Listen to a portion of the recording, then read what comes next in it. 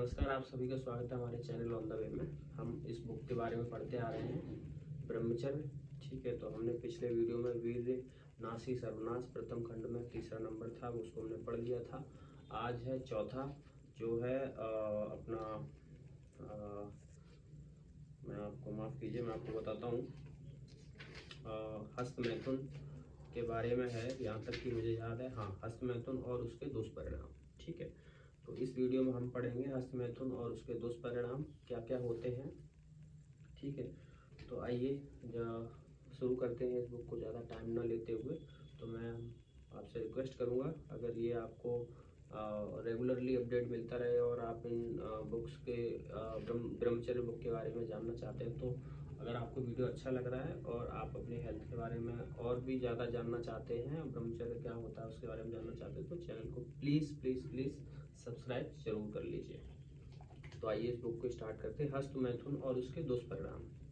ठीक है, आजकल समाज में पहले अध्याय में बताए गए अष्ट मैथुनों के अतिरिक्त एक और मैथुन नवयुवकों में बड़ी भीषण रूप से फैल गया है, जिसे हस्त मैथुन कहते हैं। पिछले वीडियो में वीरनाश सर्वनाश ये हमने पढ़ा था, उसमें 8 हमने पढ़े थे, बट इसमें एक और जुड़ गया है जो नव युवकों के बड़े भीषण रूप से फैल भी गया है, हस्त मैथुन का वर्णन। हेडिंग पढ़ेंगे हम, हस्त मैथुन का वर्णन।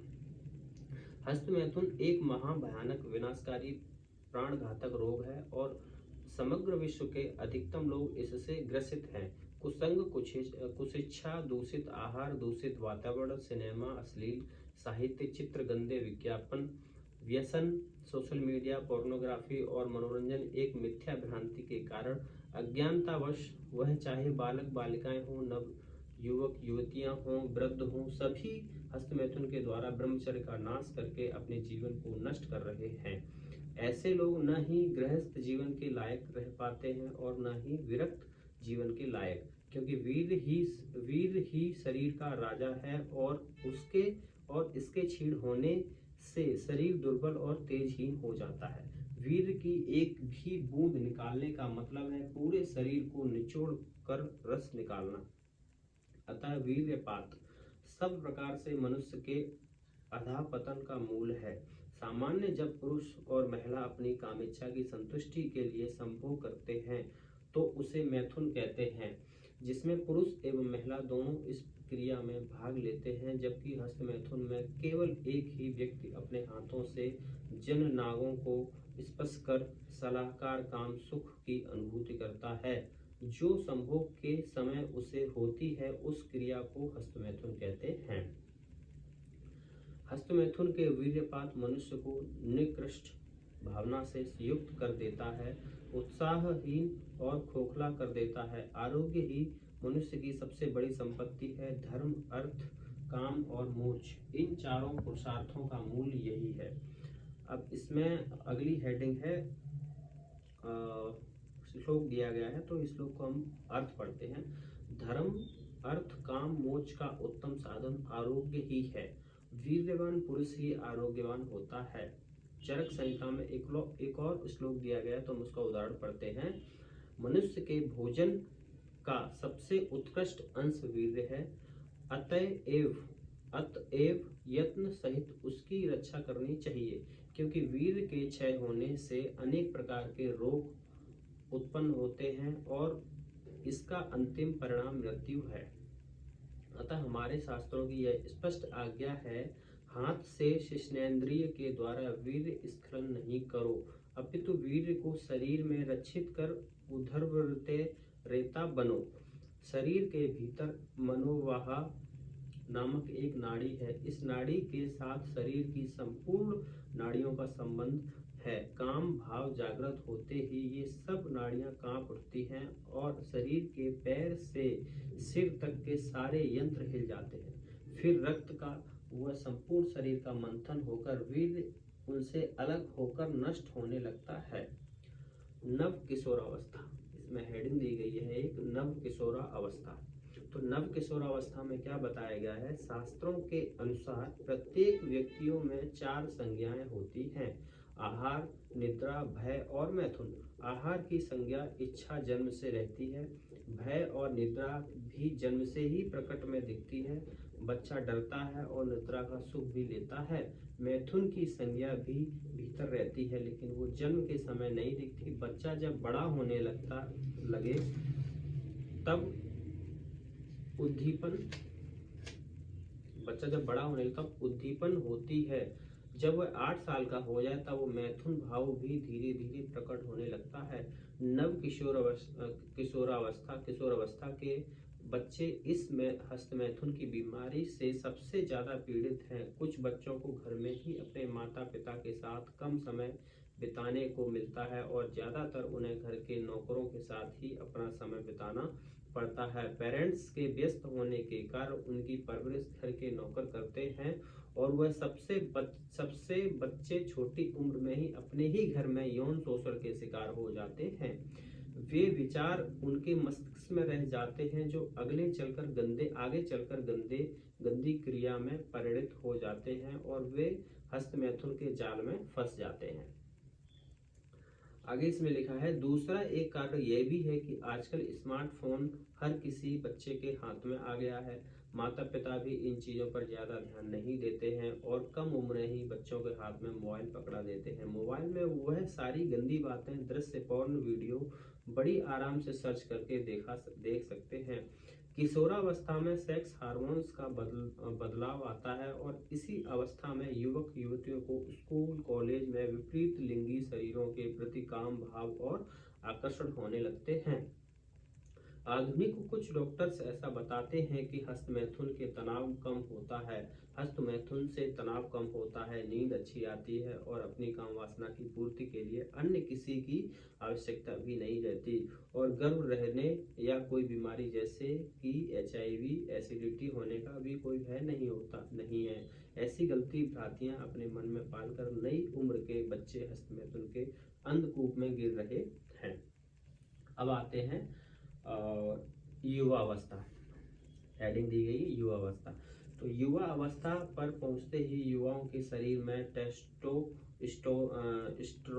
एस्ट्रोजन अपने उच्च स्तर पर पहुंच जाता है, जिससे यौन इच्छाएं बहुत अधिक होने लगती हैं। इस अवस्था में लोग अपने शरीर की काम भावनाओं को अच्छे से समझने और भविष्य में बेहतर यौन अनुभव के लिए भी हस्त मैथुन की क्रिया की तरफ झुक जाते हैं। मोबाइल इंटरनेट के माध्यम से कामुकता को उत्तेजित करने वाली पोर्नोग्राफी वेबसाइट्स और वीडियो बड़ी आसानी से उपलब्ध हैं, इसीलिए भी हस्त मैथुन का प्रचलन आम हो गया है। बचपन से जो आदत पड़ गई होती है उसे छोड़ने में असमर्थ होने के कारण भी वे हस्त क्रिया को बार बार करके आनंद लेते हैं।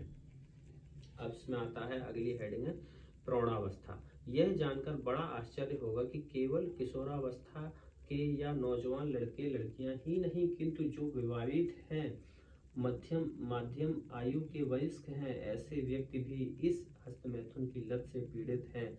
इस उम्र के लोगों में हस्त मैथुन की आदत के बहुत से कारण बताए गए हैं, जैसे कि विवाहित जीवन में संभोग की कमी, नंबर 2 पार्टनर की असहमति या कुछ स्वास्थ्य संबंधी कारण की वजह से भी हस्त मैथुन से अपने काम इच्छा की तृप्ति करना, नंबर 3 कभी कभी पार्टनर के साथ संभोग के सुख से अतृप्त रहने के कारण भी लोग इस क्रिया का सहारा लेते हैं, नंबर 3 अगर डाइवोर्स हो गया है या पत्नी पति अलग अलग रहते हो तो अकेलेपन के चलते मन में जब काम इच्छा जागृत होती है तब हस्त मैथुन से अपनी इच्छा पूरी करते हैं, नंबर 5 अकेले में गंदी वीडियो देखने की आदत या सिर्फ मनोरंजन के लिए भी हस्त मैथुन की आदत में लिप्त हैं। हमारे देश में लगभग प्रत्येक आयु वर्ग के पुरुष और महिलाएं अपनी काम इच्छा की पूर्ति के लिए हस्त मैथुन जैसी क्रिया का सहारा लेते हैं। हस्त मैथुन प्रवृत्ति के कारण, हस्त मैथुन होने के कारण एक बात तो यहाँ विचारणीय है कि चाहे बच्चे हों, नौजवान हों, वृद्ध हों, विवाहित हों या अविवाहित, स्त्रियां हों या पुरुष, सभी इस हस्त मैथुन की आसक्ति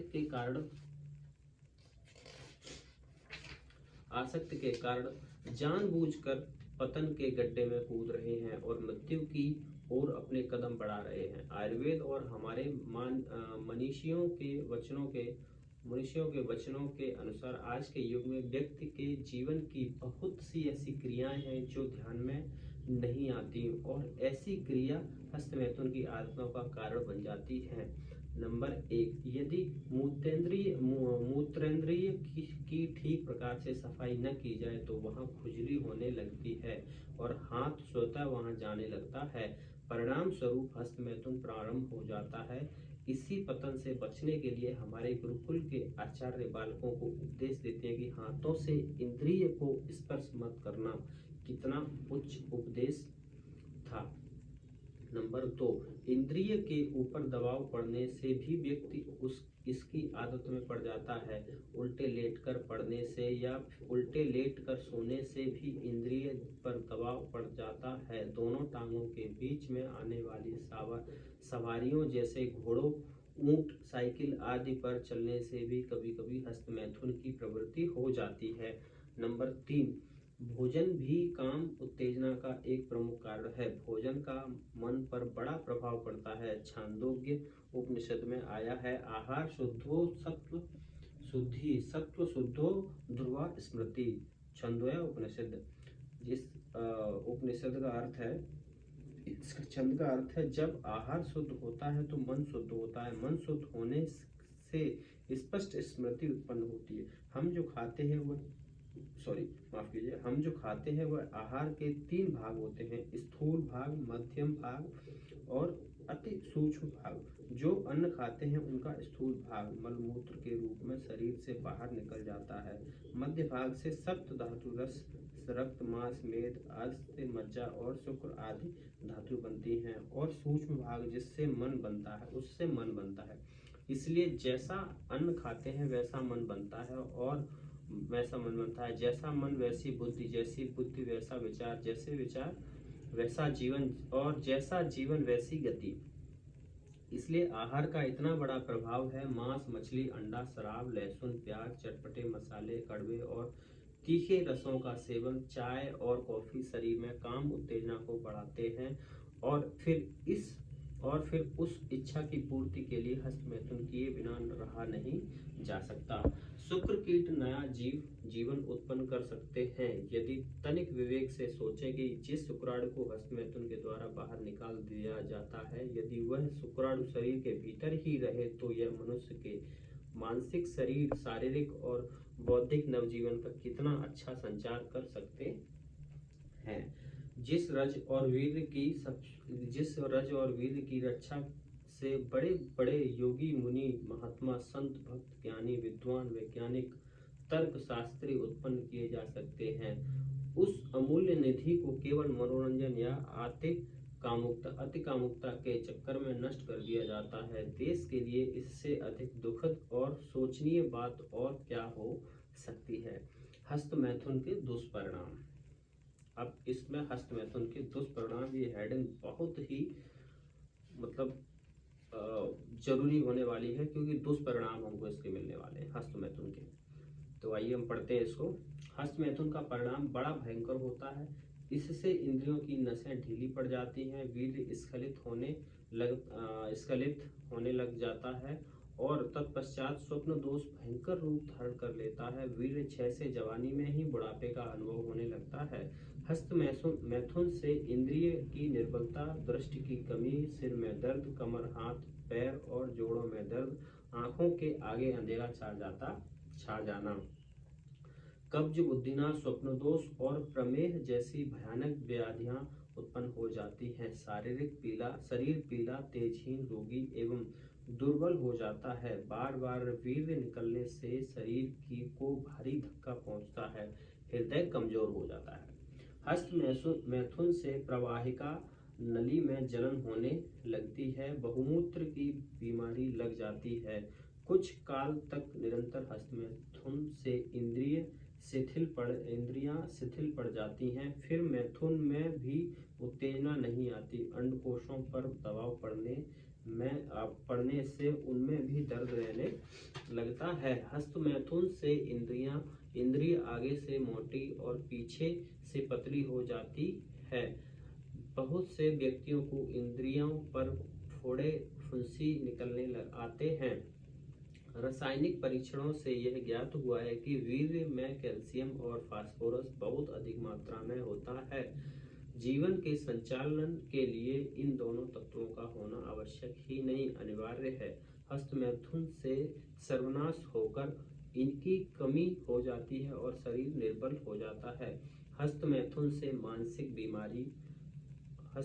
मानसिक बीमारी के कारण लोग पागल हो जाते हैं। अस्पतालों में बहुत से पागलों को हस्तमैथुन करते पाया गया है और यही उनके पागलपन का कारण है। एक बहुत विख्यात डॉक्टर ने कहा था कि प्लेग, चेचक और अन्य घातक व्याधियों से इतनी हानि नहीं पहुंचती जितनी हस्तमैथुन से पहुंचती है। एक अनुभवी वैद्य ने कहा है कि जिसे अपना नाश करके जीवित मुर्दा बनना हो, सुंदरता और तेजस्विता का नाश करना हो, रोगी, आलसी और कुरूप बनना हो, तो हस्तमैथुन जैसा अपने हाथ से अपना नाश करने वाला कोई रामबाण नहीं है। तो ये था हमारा आज का हस्तमैथुन के बारे में पूरा। हस्तमैथुन और उसके दुष्परिणाम हमने पढ़े। ठीक है, बहुत ही भयावह और बहुत ही खतरनाक है इसके दुष्परिणाम हैं। ठीक है, तो ये भी जाना कि हस्तमैथुन किन कारणों से होता है। हस्तमैथुन नहीं करना चाहिए और ये नवयुवाओं को पीढ़ी के लिए बहुत ज़रूरी है। हालांकि कर तो सभी रहे हैं, बट ये महाराज जी की जब से किताब आई है तो मैं तो यही संदेश दूंगा कि एकदम पूरा मेंटेन करो अपने आप को और ज़्यादा उत्तेजना में और ऐसी चीज़ों में मत ले जाओ। ठीक है, ब्रह्मचर्य का पालन करो, कैसे भी करो, बस वीर्य का नाश नहीं होना चाहिए। वीर्य नाश ही सर्वनाश है, आपने पिछले अध्याय में पढ़ लिया है। अब दूसरे अध्याय में है हमारे पास, दूसरा अध्याय नहीं है, दूसरा अब हमारा खंड स्टार्ट होगा। द्वितीय खंड, ब्रह्मचर्य रहने के उपाय, कब, क्यों और कैसे। ब्रह्मचर्य में कैसे रहें, इस उपाय को हम जानेंगे। कब रहें ये भी जानेंगे और कैसे रहें ये भी जानेंगे। ठीक है, इसमें एक हेडिंग भी दी गई, जो व्यक्ति अपनी इंद्रियों को इंद्रिय विषयों से हटा लेता है तब उसकी बुद्धि स्थिर हो जाती है। ये भगवत गीता में लिखा गया है। द्वितीय खंड है ब्रह्मचर्य बुक का। तो हम इस द्वितीय खंड को अगले वीडियो में पढ़ेंगे। तो बने रहें हमारे चैनल के साथ और अपने शरीर की देखभाल और कैसे ब्रह्मचर्य का पालन करें, कैसे रहना चाहिए, शादीशुदा को भी, कुंवारों को भी, नए बच्चे हैं उनको भी, और जो व्रत हो चुके हैं उनको भी अभी से अगर कर सकते हैं। ठीक है, तो जितना कर सकते हैं उतना ही अच्छा है। तो बहुत बहुत धन्यवाद चैनल पर बने रहने के लिए, और आगे भी हमारे साथ रहें और ऐसे ही हमारी वीडियो देखते रहें और अपने जीवन के बारे में और ब्रह्मचर्य के बारे में इस बुक से रिलेटेड पूरा अपडेट लेते रहें। बहुत बहुत शुक्रिया।